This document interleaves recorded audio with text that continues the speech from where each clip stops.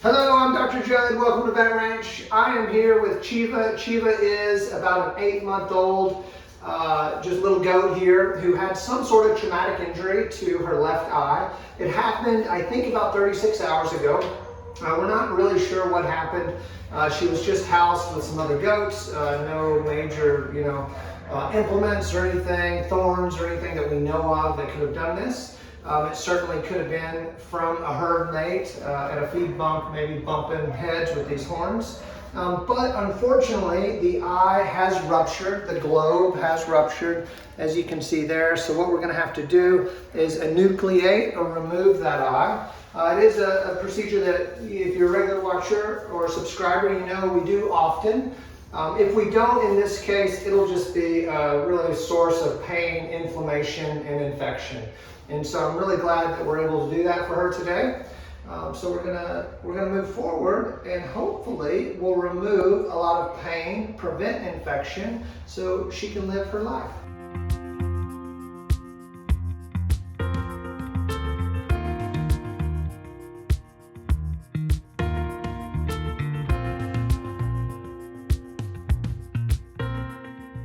Okay, so we just got this surgery area all scrubbed up, cleaned up, and now that she's sedate, we can open these eyelids up and actually see what's going on. And as you can tell, this eye has had some sort of traumatic injury and needs to be removed. It's completely ruptured. She has no vision out of it, so this is going to be a good thing for her to remove this source of pain. Okay, so here's a enucleation in this young nanny of this ruptured eye. So we're gonna get it out of here. Sometimes these can be difficult because of the mask here, but we're gonna remove this eye real quick, hopefully. So one key thing about removing any eye, if I can grab it, is we want to get anything that could produce a tear. So anything like that, we actually need to remove that, because even though the globe, the eye may be gone, it'll still produce some tears, and that can actually become a post-surgical complication. So on the medial side of the eye here, so the inside, we're going to cut away and get the third eyelid and just as much as we can get done. Oh, did we miss the eye? So, man. Okay, this is part of it. This is part of it. Are we back on? Thank you. Great. I got a lot of help here. Sorry about that, guys. Thank you for catching that. So right now what I'm doing is I'm just actually dissecting the eye out, going around, and there's several muscles that connect to the eye. And I like to work my way around the eye and get those out as much as possible. And one major difference between this enucleation and others that we've shown on Vet Ranch is this eye is not traumatically popped out. Those surgeries tend to be a little bit easier because the eye is almost already dissected out. But with these, they can take a little bit longer because we actually have to kind of pop it out. Yeah, let's get down to 5, please. So since we're doing inhalation anesthesia, we're adjusting that as needed. And no major headway here yet. As we can see, we're just working around the eye, trying to get it out. And these aren't my favorite set of scissors, but I kind of prefer curved scissors because I can loop around in the eye socket to get all that, and it naturally goes around for me. So I like that. So I think we just have the top here to dissect. And it's starting to come loose. And I have cut a little bit of the upper eyelid there, but we removed some of that anyway, so that's not a big deal.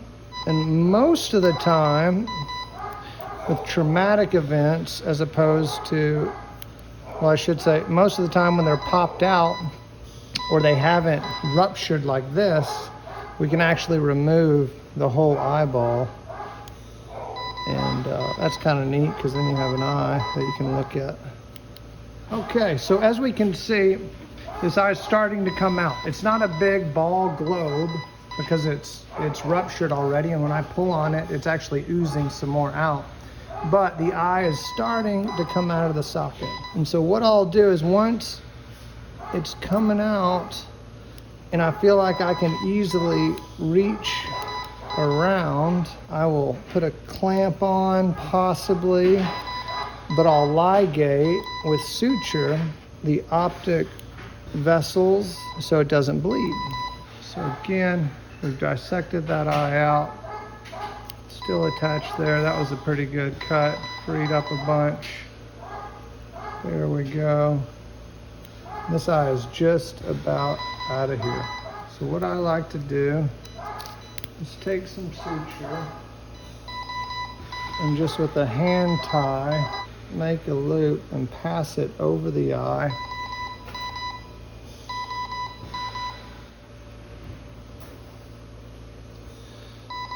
And I'll either use my fingers or an instrument, but I'll push it down into the socket as far as I can to ligate those vessels and artery as far back as I can. I don't know if you can see the suture. There's some of that eye rupturing. But we're getting it back as far as I can here. Good. Oh, suture broke there, which isn't a big deal because I'd already made some passes. Actually, it's a big deal. It broke. We gotta do it again. Big deal, big deal. That doesn't worry us, but we'll change our plan. So these are curved as well. So what I'm gonna do is I'm gonna go in there and grab that, and I'm gonna ligate behind that. The same sort of method here.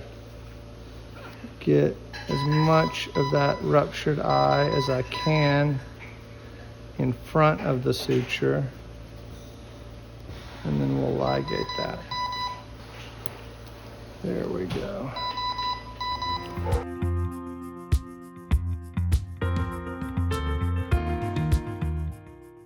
So now that's ligated, I'm going to cut everything up against this clamp and remove as much as I can out of there. Great. Do we have room here? Okay, it'll be just a second. Okay, so that looks pretty good. There is a little bit of oozing, but that's okay. I'm gonna clean it up just a hair. Get rid of anything that's past that suture.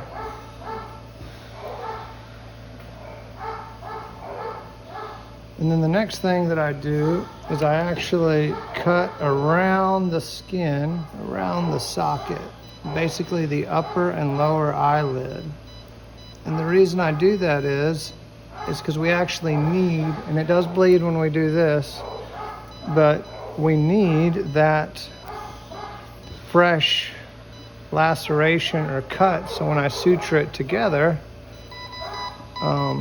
it'll heal together. If we just leave it like that, of course, our eyelid does not heal shut, and so we need to create kind of a little wound, so when we do suture it together, it comes together and heals. Awesome. So that's looking good. A little bit of oozing. No big deal. There's the hole. I'm gonna clean up some of the skin because again, we need to make sure that that's good. One more look and then we're going to close it. I'll clean it up just a hair.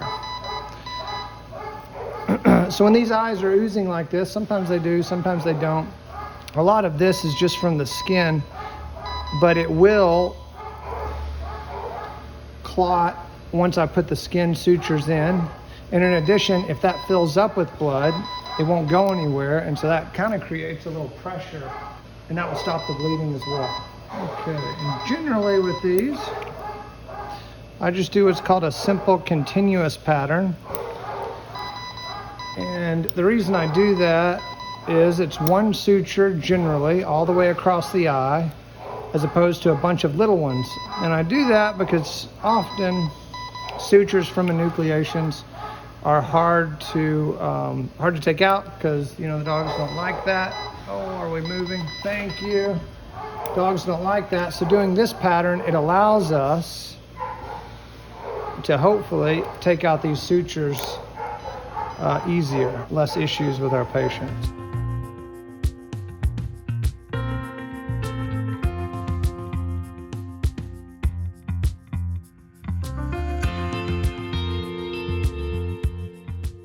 I always enjoy these procedures because I think it gives our patients instant relief from pain, plus the pain meds that we administer, which we're going to give this little goat an antibiotic injection, an anti-inflammatory. It's over there on the counter. Will you grab that for me? Okay, so that is a very nice enucleation. Looks good. We have 2 knots, simple continuous there. It's not puffy or anything, looks good. This goat is gonna recover very well. So let's give those injections right there in the neck and we're good to go. I hope you enjoyed the enucleation. Okay, we got Chiva here. We actually finished up the procedure about 15 minutes ago, and she's already up, looking good. All is well. We gave her some good anti-inflammatory pain meds. And I think she's a bit nervous. You know, these guys are herd animals, so I think they're always stressed out here anyways. But that's looking really good. Not a whole lot of swelling. A little bit of oozing where those sutures come through the skin. That's normal. We'll watch that. We got good meds on board. Hey, darling. But looking good. Up and looking good. Okay, we're here with Chiva this morning. This is about 20 hours after her enucleation, and everything looks good. Sheila, come here. We actually just introduced her to Sheila, and she's a bit reserved, but I have a feeling that they're going to open up. Relationships take time, but she's doing really well. As you can see, maybe, easy. That eye looks really good, a little puffy, but no drainage.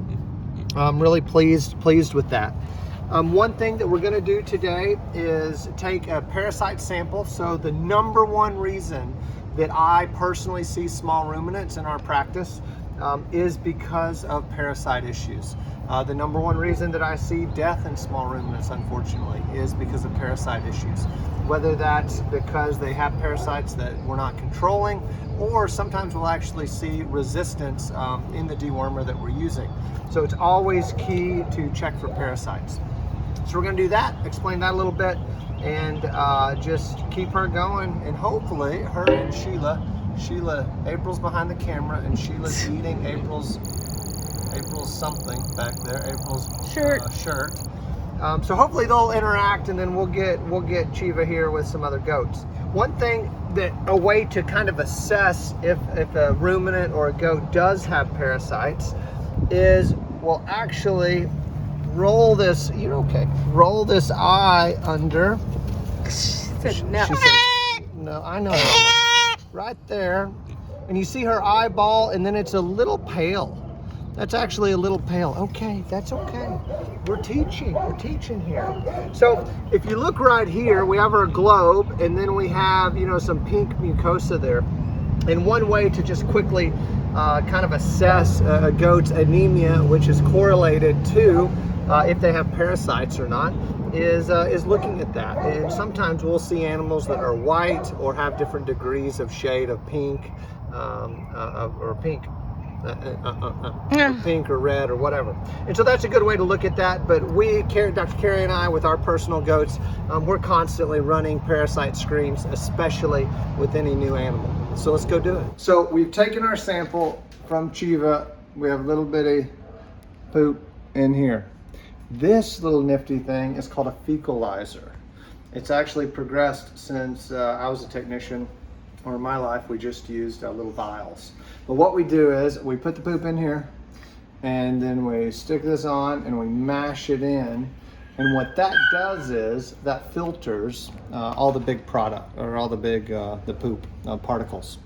Particles, all the same. So we put that in there, and this solution is called Fecal Sol.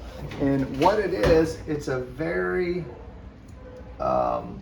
generally a salt-based solution. But what it does is we put it in there, and I actually like to move it around to kind of break some of that poop. Oh my gosh. So here's the deal. Here's the real deal. Is I rarely do these anymore, right? I've done thousands of them, but clearly I'm not the best with the fecalizer. I need just the pill vials that we used to use.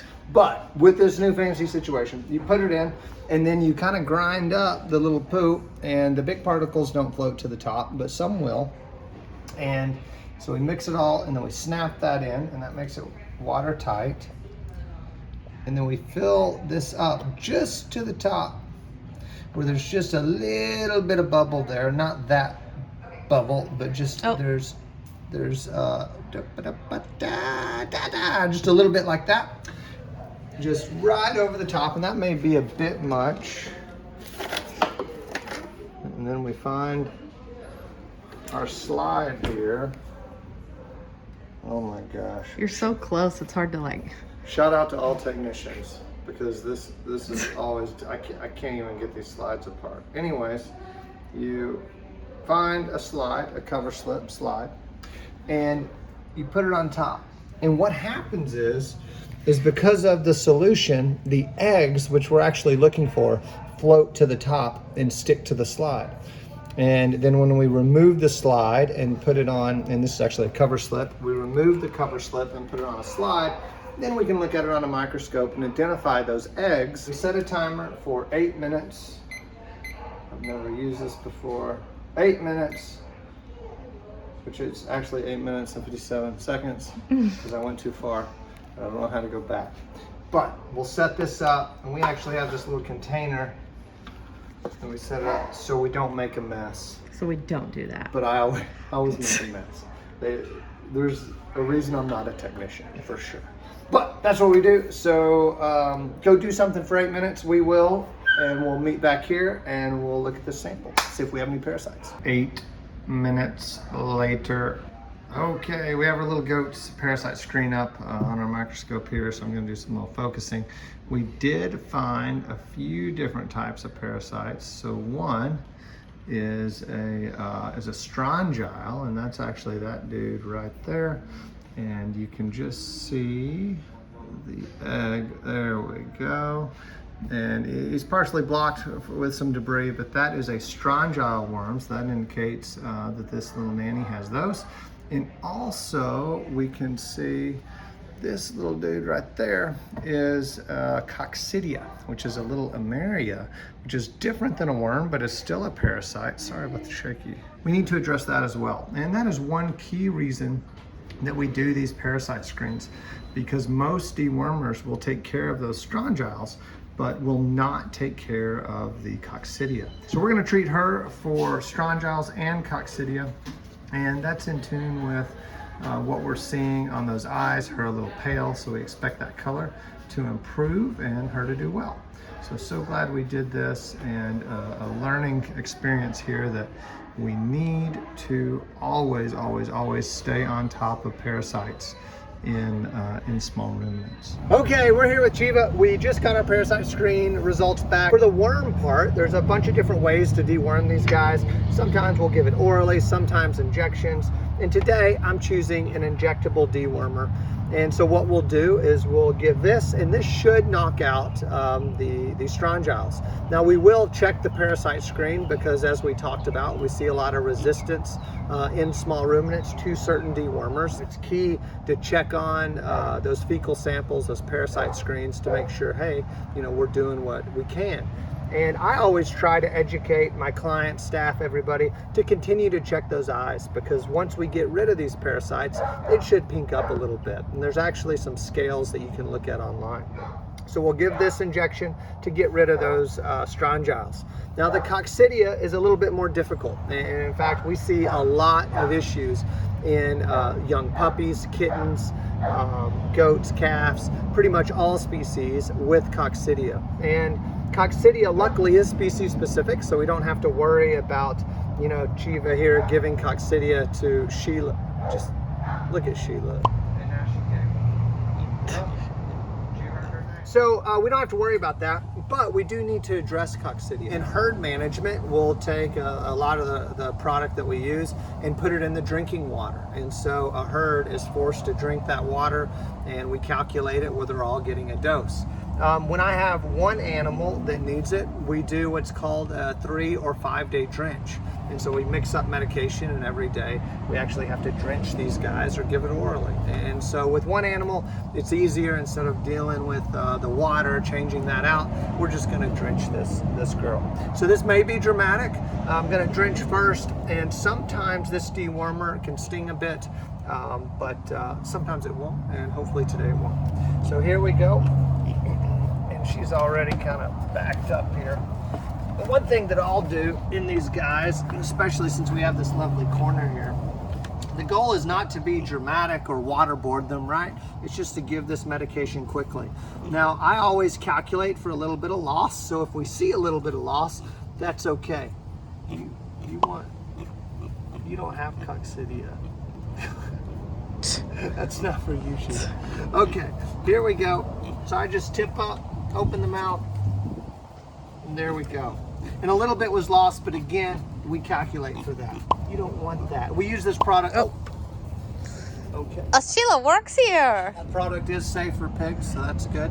Now we're gonna do the dewormer. And again, this may sting, but that's okay. It's worth it.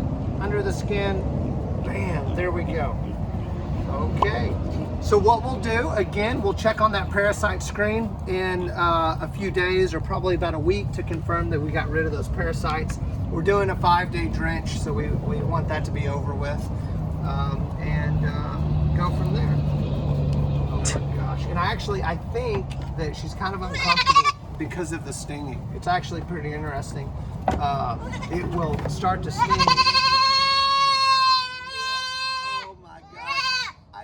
Be dramatic. So it'll sting for just a few minutes, but then she'll be okay. I'm glad I predicted that.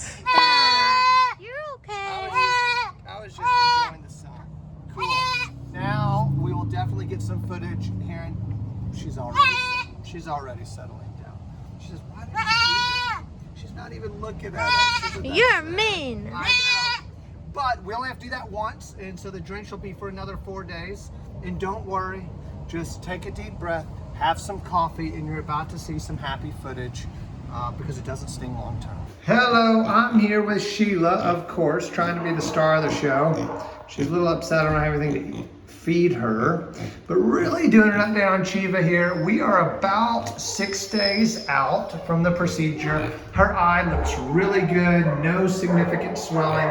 I generally leave those sutures in until about 14 days, but no oozing, no swelling. That looks really, really good. These guys are kind of tripping me out because they've really become pretty fun buddies here. We'll see them kind of messing with each other. Of course, they've made a mess of their run here, but that's okay. Oh, Sheila. And anytime I'm filming anything and Sheila's around, she just has to get into it. You want some scratchies, Chiva?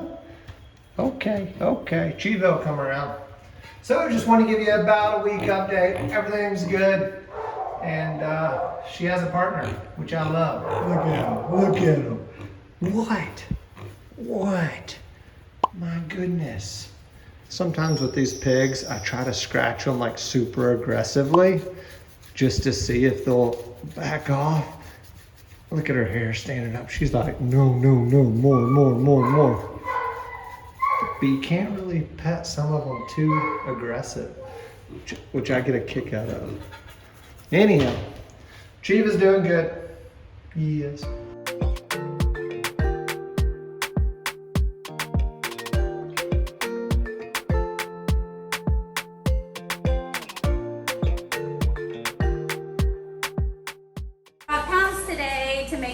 with Chiva so that they can be buddy-buddy. And then if Chiva comes to our house, she is not alone.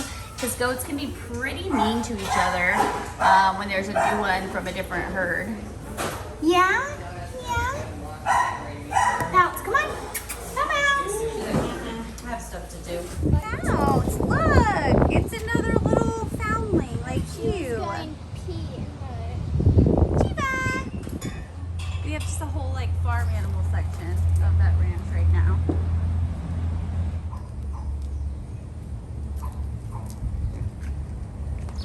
The moral of the story today is goats need other goat friends. Hi, yes, you're cute. Everybody loves you. Oh my gosh, look at Pounce's huge.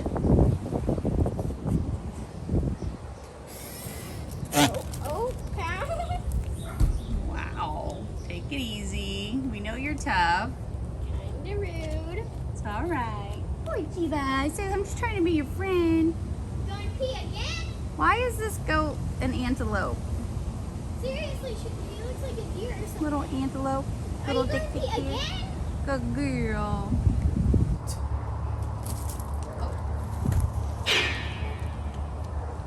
She just looked at me so hateful. She's like, don't sneak up on me. You know I can't see out of that side.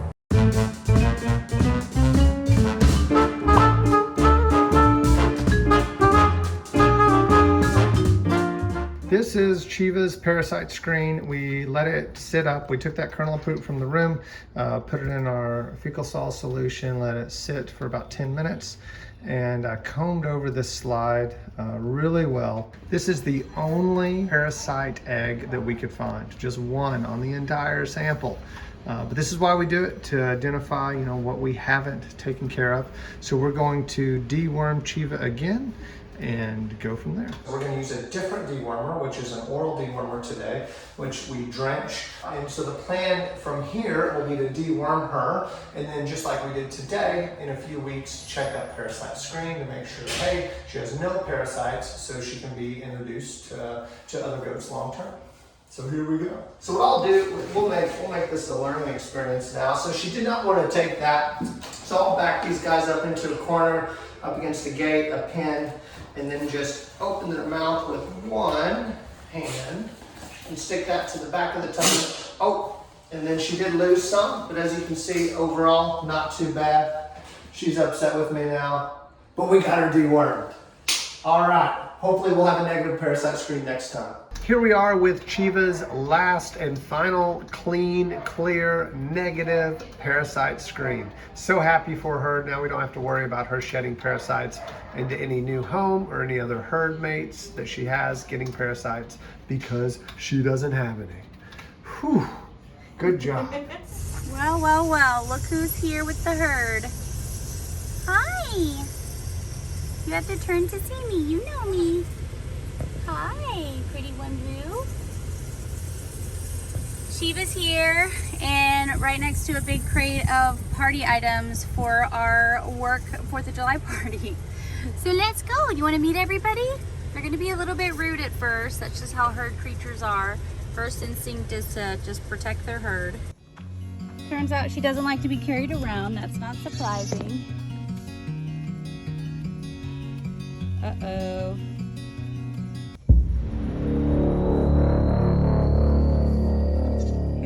Troops.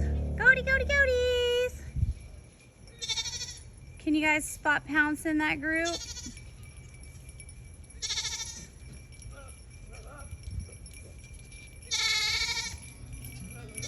Aww. She's like, hi, I'm a goat too. I feel like my goats aren't even really... Now they realize she's a different goat.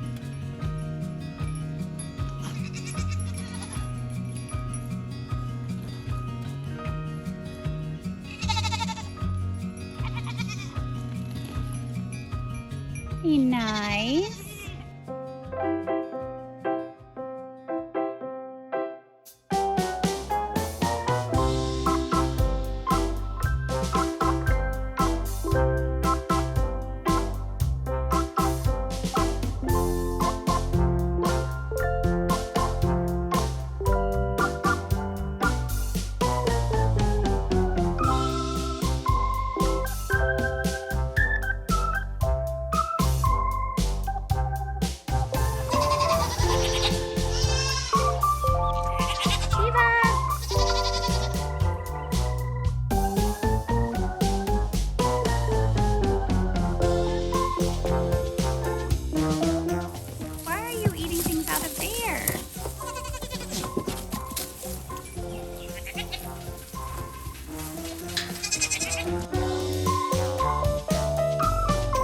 Let you grab her. Yeah, she's pretty. Sorry, Chiva, don't get And you can always sneak up on her left side, you know.